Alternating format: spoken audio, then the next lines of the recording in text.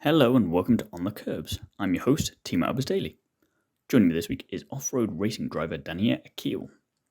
We caught up a little while back to chat about how she was destined for a career in motorsport, what it was like to make the switch between racing motorbikes to T3s and the Dakar, her fascinating mindset approach to motorsport, and much more. It's a brilliant conversation and I really hope you enjoy it as much as I did.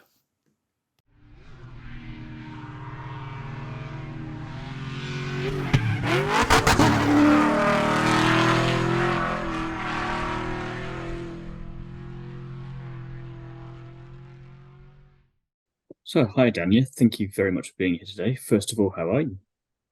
Good, thank you. Thanks for having me. Happy to be here. My pleasure. So, first question I like to ask everyone that I talk to, what first got you interested in motorsport? The feeling, just the feeling of the drive, more than anything. Doesn't matter what it was, what machine, what vehicle, what terrain, what road. Just the feeling of driving, the movement. Were you kind of watching it growing up, and when did you first try it out and get that feeling, like you say?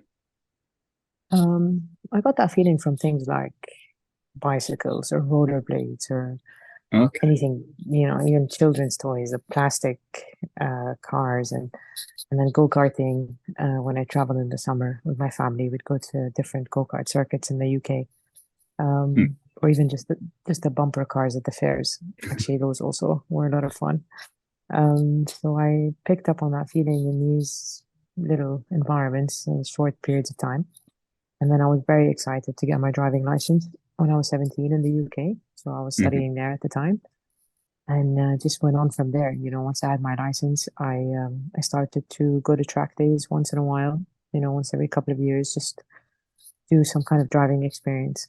Hmm. And then I sort of just went after these leisure activities that had anything to do with cars.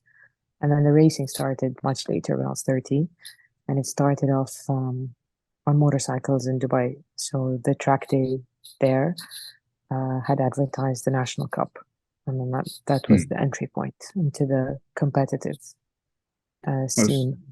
so I was going to ask, why did you choose motorcycle circuit racing? But I guess it was just like you say, you liked a little bit of everything from as early as you can remember there. So I guess it just makes sense that you saw this opportunity and went for it. Well, actually, it was also quite economic. I mean, I have a background in horse riding, so when I was growing up, I used to ride horses. I found that when I went to the track days for bikes, it was more accessible in terms of my budget. So I Hmm. was at an entry level employment job, and the budget for bikes was smaller than anything to do with cars. So it just kind of ended up that way. And then I had a really good time on the bikes. I really enjoyed it. And then within that community, just started entering the races, etc. So it wasn't too much about an intentional choice to choose bikes. I just really like riding motorcycles. I have a history of riding horses, and I enjoyed going to track days. And then the track day advertised the National Cup, so it was very just organic Hmm. progression. No, definitely. And I think one of those things that you have with racing drivers, especially, is that the more different disciplines you try out, the more it'll benefit you overall as a driver because you'll be able to apply things that you learn from all these different areas in ways that you might not have thought about as well. So who knows how much the being on a motorbike for a period of time has benefited you in other areas of your career so far. I'm sure it has in terms of the speed, for example. That's one thing. Once you get used to those speeds on a bike, it's easier to adjust. For example, in cross country now with the T3 car, which is what I drive, the speed is capped at 135 kilometers an hour. And on the bikes, we would use that speed for the corners, for example, sometimes. So I was very comfortable with the speed on the cross country. It is different because the terrain is changing, Mm, so you shouldn't, you know, it's a good cap to have. Um, but the foundations are, when you create those mental patterns, those neural connections, those synapses firing at certain speeds when you are associating a certain movement and with an outcome, those are foundational. They can be adapted to different styles of driving. So sort of having that long distance vision, on a mm, bike, that's crucial. That's helping with cross country. It is not obviously recommended to drive cross country the same way you drive a sprint race. So, because you have to maintain the health of the car and the engine and and the parts and all of that. So it is different in that sense. But I think when it comes down to utter basics, like your line of vision or your physical pattern, your association with decision making at high speeds, with the output that you have physically on a vehicle, those basic foundations, I think there's a thread across racing disciplines. But there has to be different driving style with endurance and sprint. I suppose it's one of those things, like you say, it helps you take care of the basics, so you don't have to worry about that, and you can focus on some of the things that have been more challenging, and you don't have to, like you say, don't have to worry about any of the things going wrong, because it just feels like a natural extension of what you already would be doing. Yeah, it's like walking or running. When you first start to walk, that becomes your natural movement, and then you look at doing things like running or sprinting or those jumping, what do they call the hurdles, or that's like next level, right? So but the basic is walking. Once you know how to walk, you can then do these other things. Could be something similar there. With the motorcycle racing as well, I wanted to ask, what did it feel like being the first woman to get a Saudi female license for motorcycle circuit racing? Was that a bit surreal, or was it just kind of, or you didn't think about it? I didn't think about it. I could, because I'm not too invested in, being the first or at something, because my focus is on doing what I want to do in terms of the sport. So, for example, with the bikes, I just wanted the license so I can race, and then I went to do the race. It was really nice to have that recognition as being the first to do it, but it benefited my profile, let's say, to look for sponsors after that. So I appreciated, I respected. It helped me a lot to have that, let's say, milestone under my belt. But that wasn't the goal. The goal was to race. So it was definitely a perk that helped in terms of financing my season. But the point was always just to drive and just to race. And I'm sure if I was still the 5th or 10th person to do it, I'm sure I would still have gone on and raced after it, Well, yeah, I mean, ultimately it shouldn't have mattered, really. It was just one of those things. It was just, I was wondering if you'd put any thought into the fact that you just happened to be the first one there or not. But again, in the grand scheme of things, it shouldn't matter. It matters in a way that maybe is a message to others, or, it's important to showcase, this now takes place and this happens. So I don't discredit its importance. No. I do respect it. It's a nice thing, but it wasn't the intent. It was just sort of a byproduct of the intent to race, if that makes sense. Yeah, I think the response you had to it is kind of showing that it should just be a normalized thing there. It shouldn't. It's great that it happened, but then it's normalized straight away by you not necessarily, for lack of a better phrase, singing and dancing from the rooftops about it and just getting on with the job in hand. It's, once it's recognized as something that took place, it's important because it normalizes people racing, right? Or women racing. Yeah. So it does have a role in, let's say, transforming the idea that women don't get on bikes or don't race. So it's pivotal there, and it served its purpose. And the idea is to drive, No, definitely. And you did a pretty good job of driving straight away, because you were Rookie of the Year in the 2019-2020 Ducati Cup for the National Motorbikes Super Series. Sorry. Bit of a mouthful. Tell us about that experience from your perspective.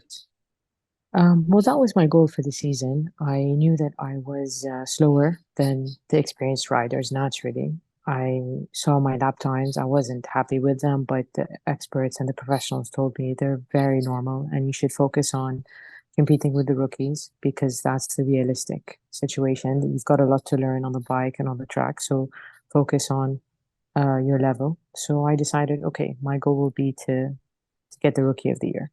And every race taught me something new. Like one of the first races was teaching me how to focus on the event, despite all of the promotional activities, the music, the crowds, the whole buzz around the event. That's all, all the banners and the graphics, everything, like the poster, that adds a layer to the circuit that's not there on track days. And it's easy to psychologically be distracted or intimidated by that aesthetic. And one of the racers was purely just about me learning how to remember that I'm still on the track and still doing exactly what I do at practice. And this is pretty much the same thing, you know?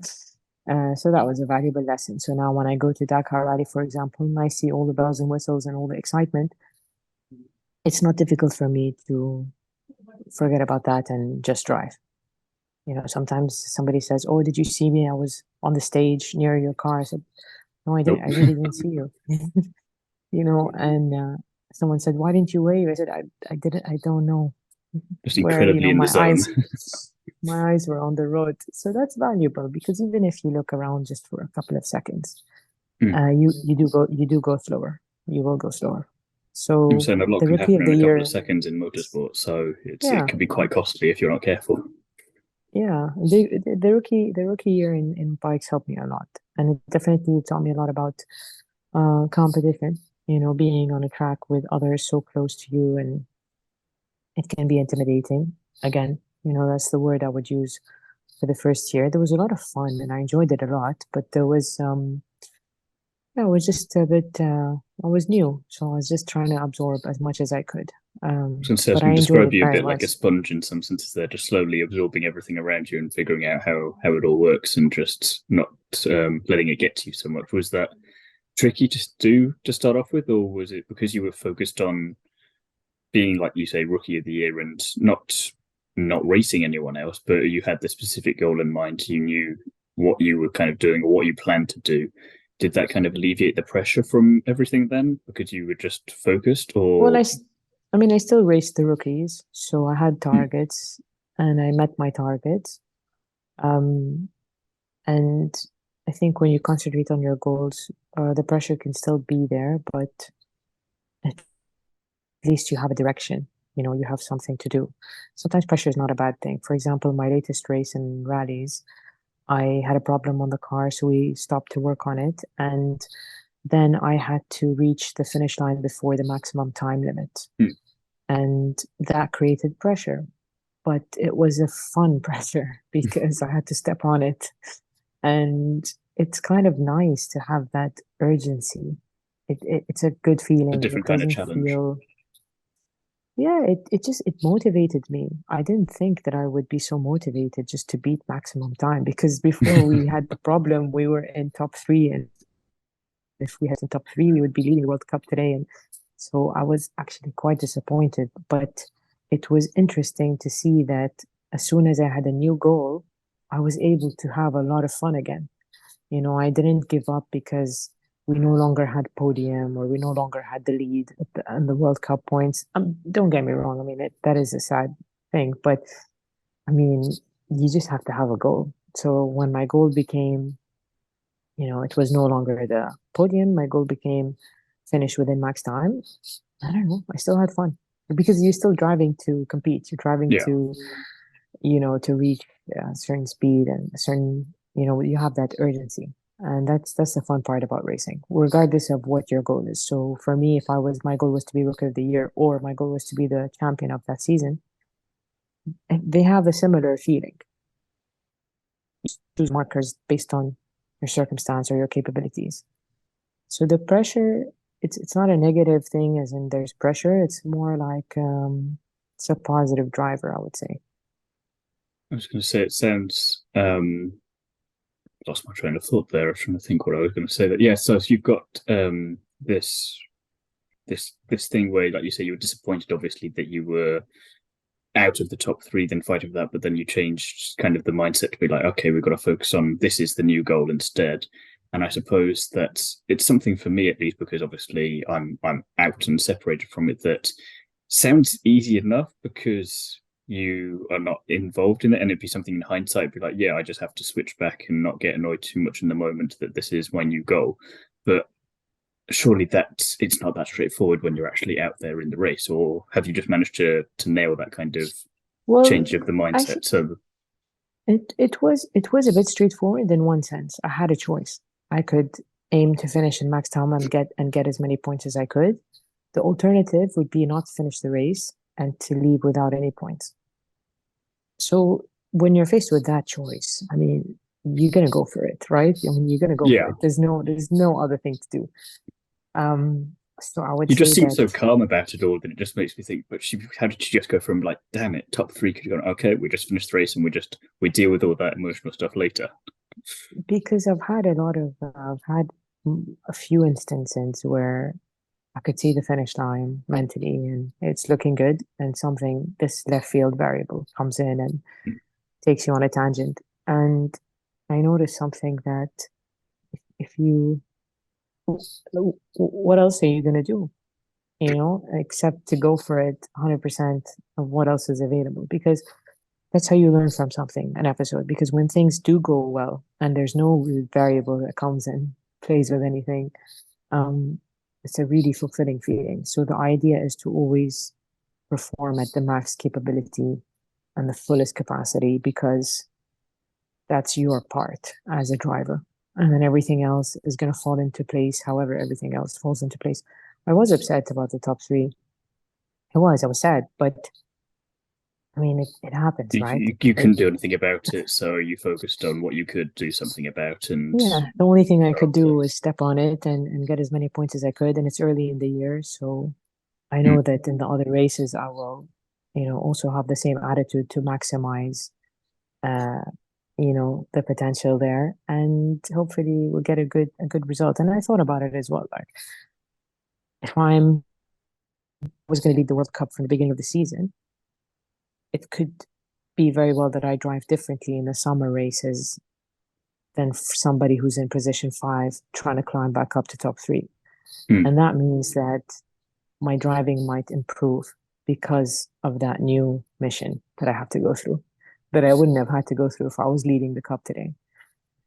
These are all things that I try to find when I reflect, because I need to find a way to keep going. And to keep going, you have to look at the positive and you have to set your new targets. If I didn't have that psychology or that intention, then it would be very easy to just leave the sport.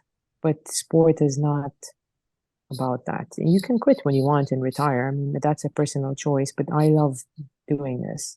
Yeah. Because I love doing this, I always find a way to come back to my reason for doing it, even when something, difficult happens. So I told myself, you know what, being in P5 means that you're going to have to drive a hell of a lot faster to get back up to top 3 than somebody who was leading the cup from the second round. So I guess that's my lot in life today, It's and like I'll you just say, take it as it's a that lesson. going back to basics, and you can get that base enjoyment out of it still, regardless of what the circumstances. Yeah, I have to. Somebody told me, oh, you've had some bad luck the last couple of races. It's true, but I think that that's how you grow. That's how you become resilient. If everything goes very smoothly with the car, everything, the team, everything goes very smoothly, you're still a good driver because you drove fast. But when you have challenges like this, it really pushes you to find it in you to drive better. So, for example, I was adamant not to have any punctured tires in the last rally, even though it's known for its rocky surface. And I told myself, I'm not fast enough to get away with punctures this race. My pace isn't faster than everybody here. My pace is still a bit slower. This is my third season, so I wouldn't say I'm new, but I'm not at the front all the time. My pace is not there yet. So I said, okay, you have no time for punctures. You can't afford it. And we didn't have any punctures. So those parameters, they force you to perform in a different way. So now that I have this handicap of being in P5, it's gonna put me in a bit of It's that motivator again. When you're in P5, you have to drive fast. You have to drive fast Simple to as get back that. up. And when you're in P1, you have to drive fast to stay in the top position. But I don't know if I would have had that motivation. I'm not sure. I haven't maintained P1 except in my first season. That was because there wasn't too much competition as well. I was a rookie, and so my goal then was just to finish. And because there was not much competition, I was finishing all my races. I was taking my time, and I managed to win it. Now there's much more competition, and I think I'm quite motivated to have this kind of target to climb back up. It feels good. It is nice to be at the front, but I think this will be healthy for me as a driver. No, definitely. And you're mentioning left field things can happen all the time in motorsport, and you did have a bit of an accident which put you out of action for a while. So during that kind of off time, you decided that you wanted to turn your life reflections into a book that you wrote, Free Fall. I'm curious about why you decided you wanted to do that. Well, I felt, I had an accident on the bike and I came back home and I had, I think, 2 or 3 months, 4 months maybe for recovery time. And I wasn't walking in the first month, so I spent a lot of time at home. I read a lot of books and, watched films and things like that, but I didn't have any output. I wanted to produce something. I wanted Mm. to have a project. I wanted to have target goals, um, just to stay motivated and pass the time. So I said, you know what? I do like writing. Let me just write a few short stories.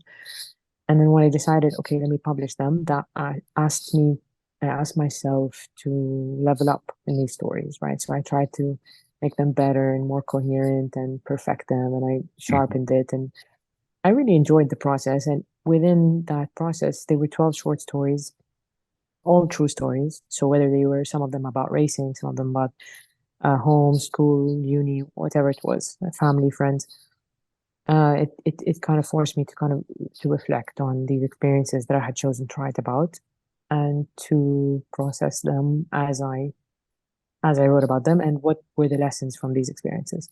So that Mm. included, for example, the accident on the bike and what were the lessons from it. And it was a nice way for me to also kind of make my peace with everything that had happened, not as if it was something negative that took place. And it was more like, okay, what's the learning here?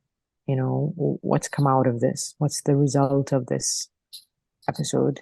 Um, and I thought that it was a really nice way for me to reflect and conclude.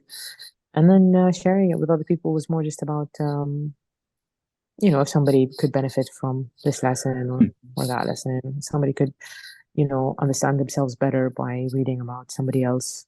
That can sometimes take place. If you read about what somebody had done or decided to do, you could think, oh, I do it that way or differently, or I disagree with that, or I agree with that. So I thought that it might be nice for somebody to kind of use as a backboard, but also just to hear a story.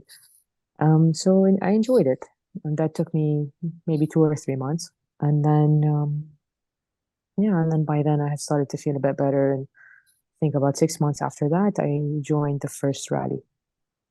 And say you went over from two wheels to four wheels, then why did you decide that this would be the time for the switch? Well, I had had a call from the Motorsport Federation in Saudi that introduced me to the Dakar Rally because they started hosting it in Saudi. And I had been on the bikes for a year, so they knew that I was racing. And they said, "Look, we've got this Dakar Rally here. We've also got a round of the FIA Cross Country Baja World Cup Mm. here. Why don't you explore motorsport in Saudi?" And I said, yes, why not? Because also by then it was 2021.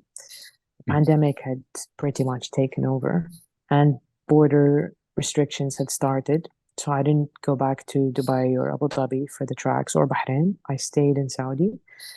And that was what was available for me to race. They have world class events, and I thought it was a really attractive idea. So I asked them where I could rent a buggy. They connected me with a Saudi driver, Saleh Saif, who had one for rent, and I just took it from there. But the reasons were pretty much that I was back home, the borders were closed, I was open to racing, and I wanted something international. And Mm. Saudi hosts a Baja World Cup round and Dakar. So that was how I ended up in this particular stream. So it sounds similar to the reason for joining the motorcycle racing earlier. It was just this was a good opportunity that was available at the time. You wanted something to sink your teeth into, and it all just kind of lined up quite nicely there. Did you think that you would finish first in T3 category in the Baja World Cup, or what was Well, kind of I the thought saw, process there, and how did that I, feel, especially coming back after injury? I saw by then I had forgotten about the injury. And not as in it that it happened, but that, Hmm. I had moved on from It it. wasn't It was impacting. something that took, yeah, it's something that took place. I did the recovery, I did my healing, and my body was fine.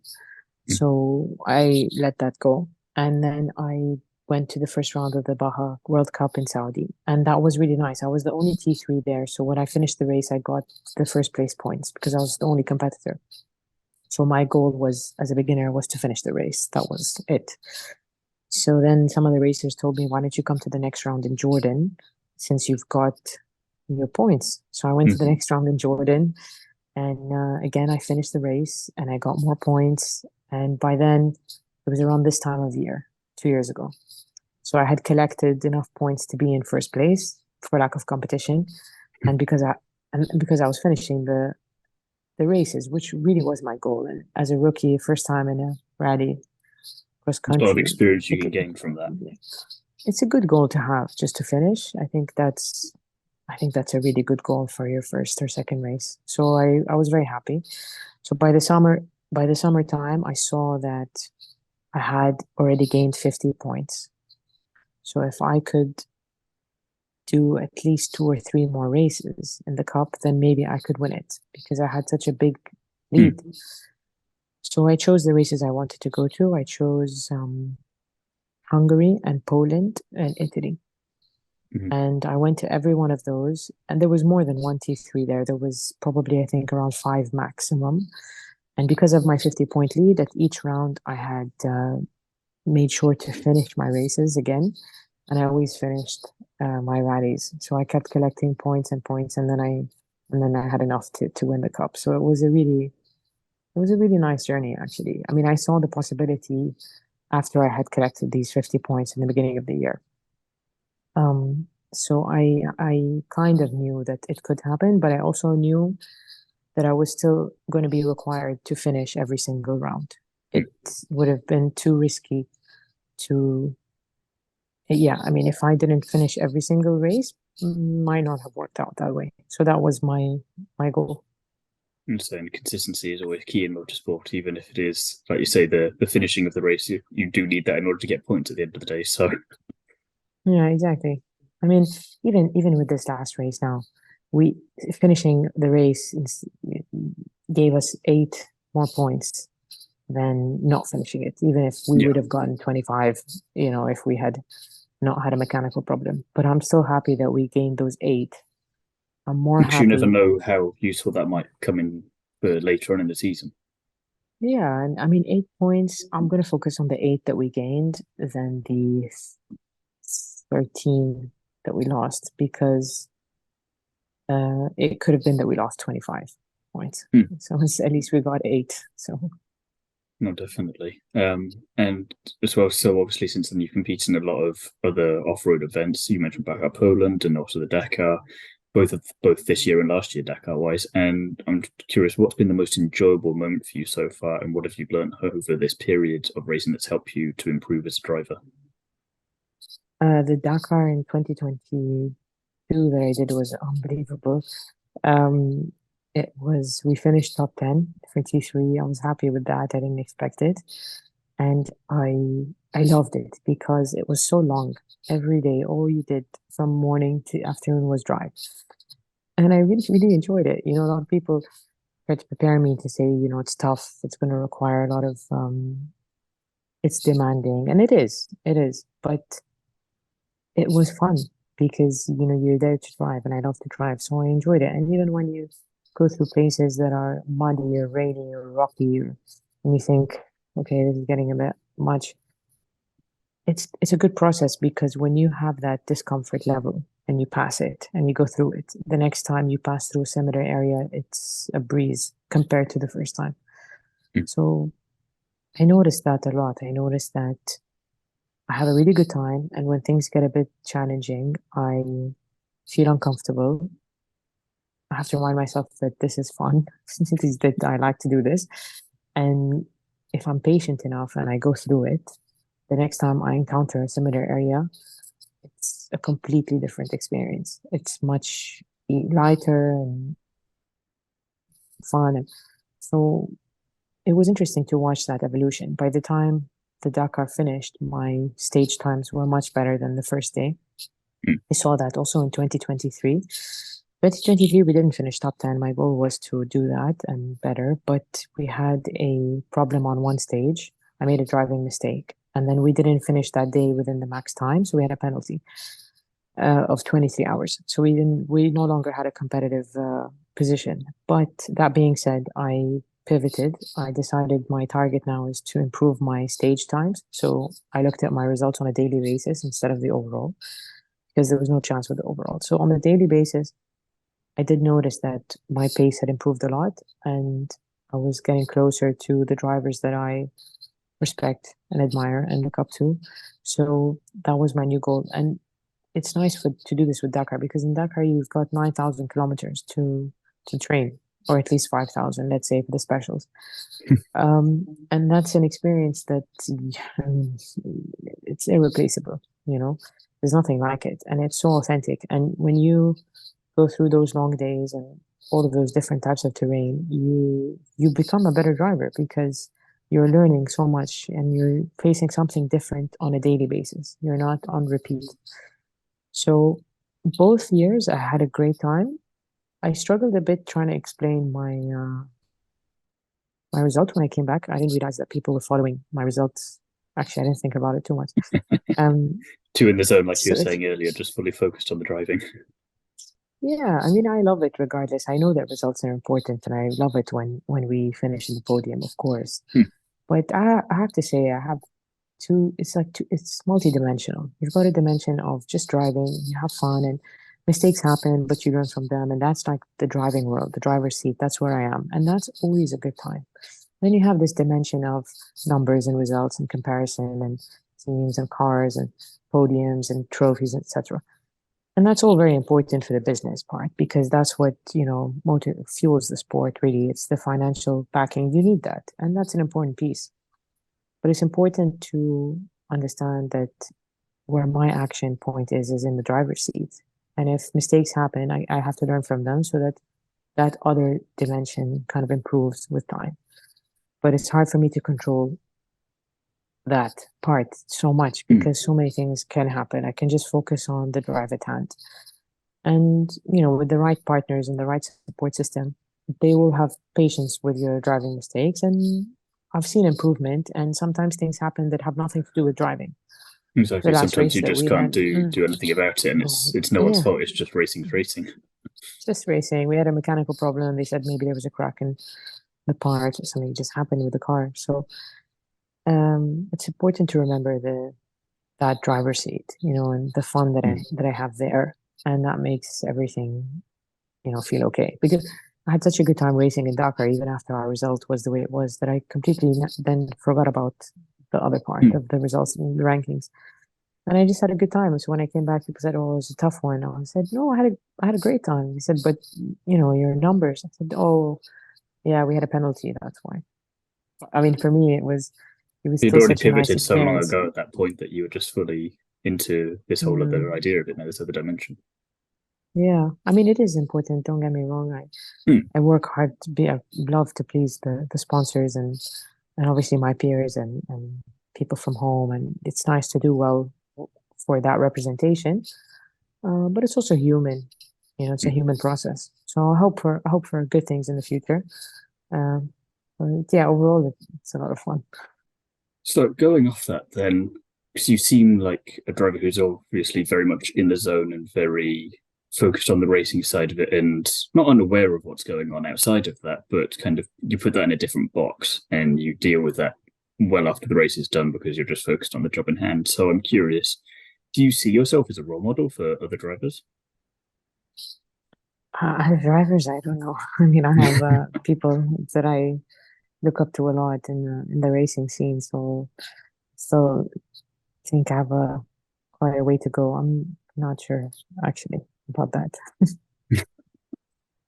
So then what's next for you racing wise this year? And do you have any bucket list races that you would like to do at some point in the future? I'd love to do a race in the States, one of the Bajas. And they sound like a completely different type of event. So I'd love to to get into one of those. For the rest of the year, I'll finish the Baja World Cup. I'll finish the Saudi Rally Championship and look at Dakar 2024. So far, I think I'll be doing Rally du Maroc to prep for Dakar. Will you be doing T3s again in Dakar next year, or?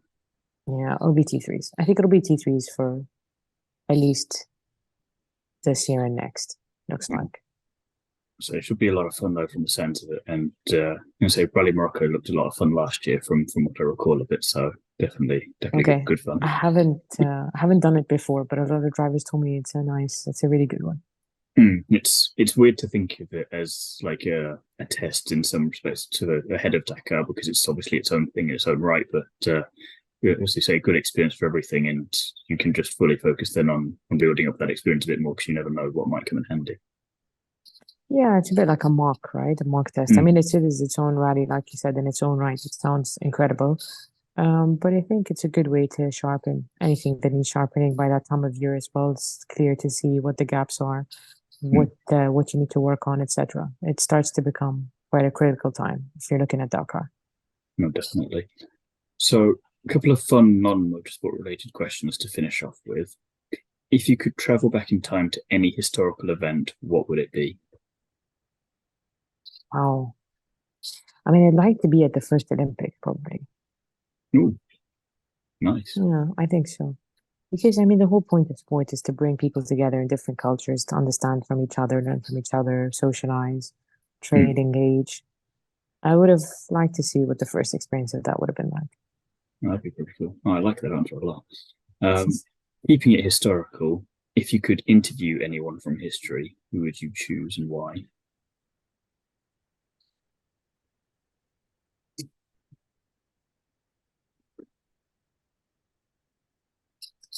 Difficult. Stumped now. I mean, are we talking about cars or anybody? It could be anything. Not that it necessarily makes it any easier, but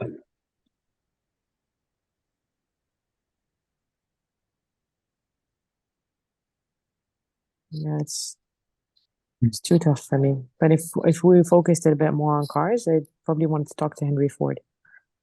that'd be Just to interesting. see. Yeah, because it's not just about the production or the manufacturing process. It's that how they brought cars to, they made it universal, for anybody. It wasn't some exclusive thing that only a certain, they just brought wheels to the common man or mass population. I think that's probably requires a lot of vision, requires a belief that everybody is part of the next, phase of evolution.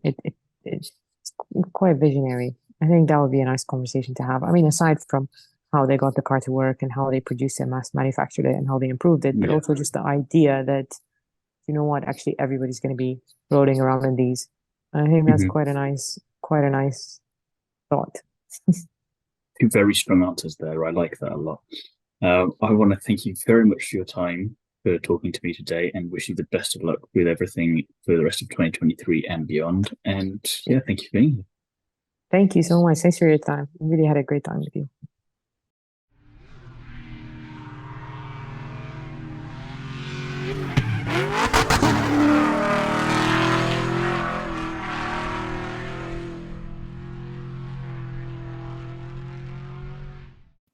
Thanks again to Dania for coming onto the Kerbs with me. I can't wait to see how she gets on in the 2023 racing season. If you want to follow her career, links to her socials will be in the description below, so do go and check those out. Join me again next time when I'll be chatting to another famous face from the world of motorsport. In the meantime, don't forget to like, comment and subscribe, as well as check out the back catalogue of episodes on the On the Kerbs YouTube channel. If you want even more from me, you can listen to me chat about everything Formula 1 over on the Undercut Podcast, as well as delving into the world of Nitro Rallycross over on the Nitro RX Podcast. Both are available wherever you get your podcasts. As for written content, I currently write for Is It Fast, Paddock Sorority and Paddock Passion, so be sure to check all of them out with original pieces released each week. All of the information and links to those will be in the description below, as well as my Instagram handle if you want to go and follow me there. Thank you very much for listening, and I'll be back soon with another episode.